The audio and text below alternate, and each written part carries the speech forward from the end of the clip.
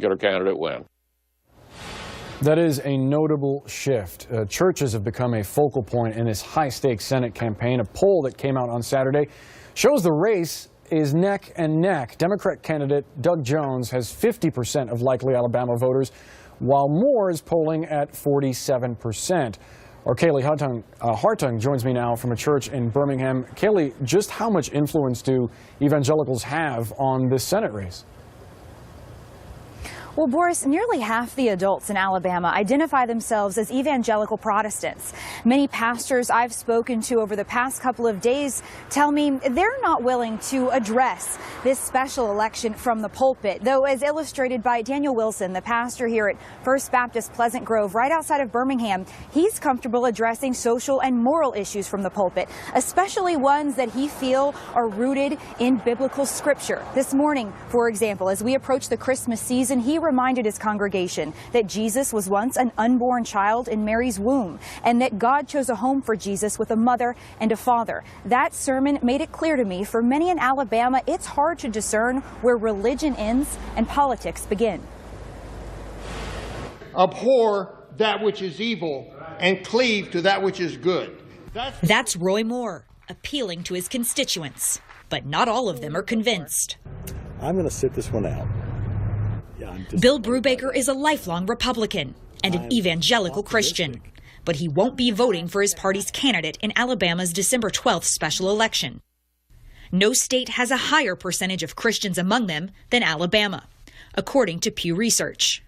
And I think for that reason, Judge Moore, his message has resonated because of the culture. Like many, Dr. John Killian, former president of the Alabama Baptist Convention, thinks this deeply Republican state is ripe and ready for the taking by the former judge. But some, like Brewbaker, think that's an unfair assumption. Evangelicals are being painted with a very broad brush. He says this goes deeper than the allegations of sexual misconduct against Moore. The idea that there's a candidate who's wrapping himself in the mantle of Christianity and he's at a political rally and he pulls out a handgun. Moore has been hitting his base, visiting rural conservative churches, though some of the worship services have felt more like campaign events.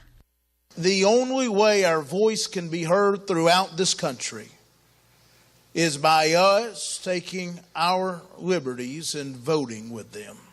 They want to do two things, or several things. They want to hide the true issues. That's why you see the Washington Post bring out a Russian investigation when the people want to know about immigration, about health care.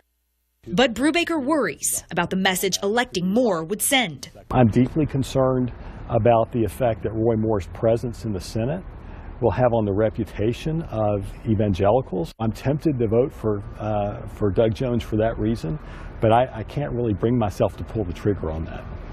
Democratic challenger Doug Jones' biggest hurdle with Republicans like Brewbaker, he's pro-choice, an issue, the issue, that puts him at odds with conservative voters. Jones is also a man of faith, attending a fish fry at a Baptist church in Montgomery. Folks, pray, but we got to move our feet, all right? Jones will need high turnout in metropolitan areas, particularly the African-American population in the state, to capitalize on Moore's perceived vulnerability. It's a steep mountain to climb in a state that hasn't elected a Democrat to the U.S. Senate in a quarter of a century. The latest poll that has Doug Jones with a slim 3-point lead over Roy Moore, that's within the margin of error of the Washington Post polling. And Boris, what's hard to nail down right now are the people like Bill Brewbaker, who you saw there, who won't show up to vote come December 12th. That election just a little bit over a week away. Kaylee Hartung, thank you so much for that reporting. President Trump's former campaign